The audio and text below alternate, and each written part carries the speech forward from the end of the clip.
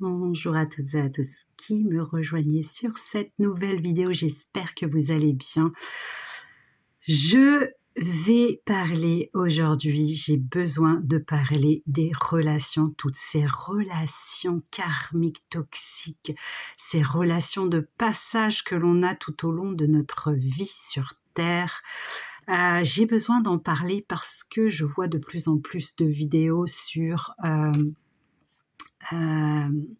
cette, cette forme négative sur les pervers narcissiques, les personnes toxiques.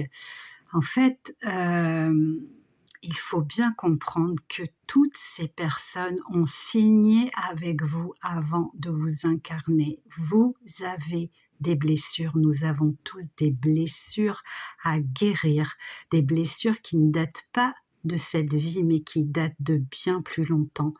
Et ces personnes sont toutes là et ont signé pour jouer le jeu avec vous.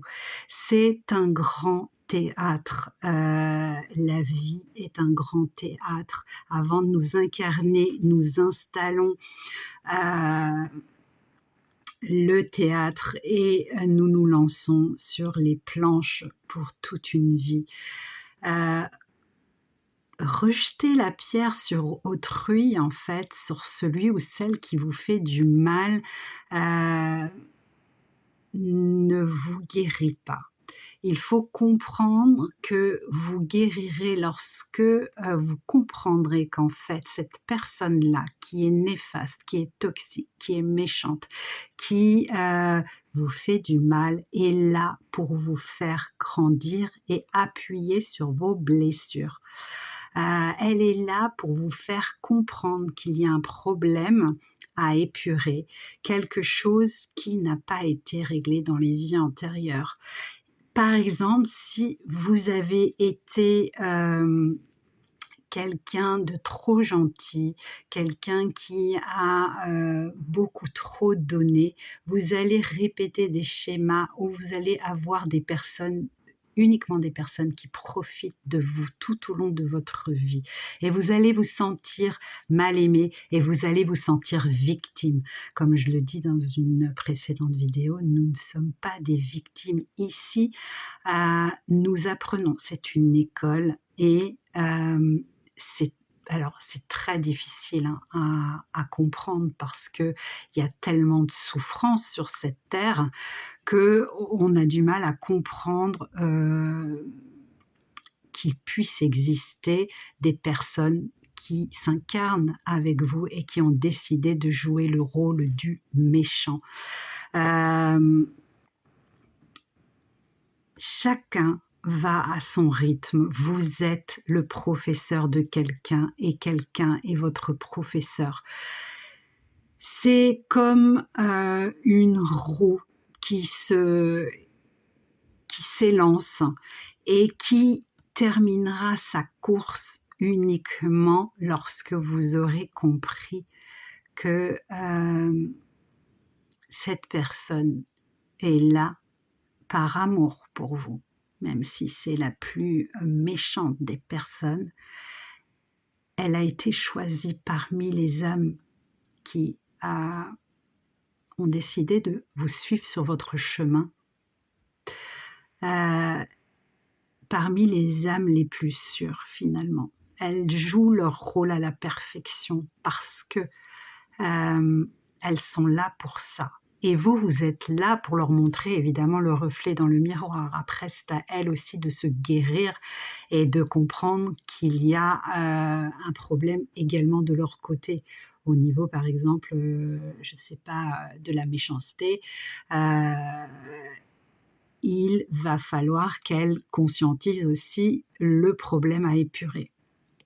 Tout ça, c'est un mécanisme voulu par les âmes, voulu par votre âme. Tout ça, c'est orchestré avant même votre naissance.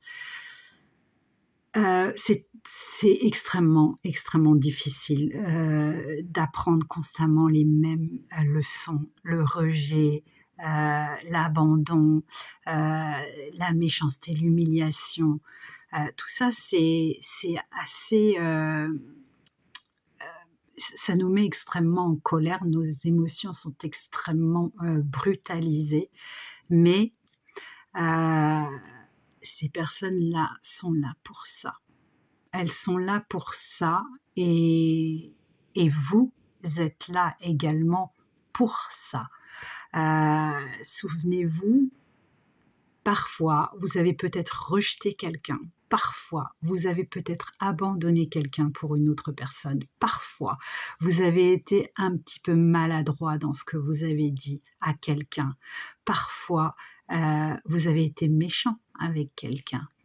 C'est,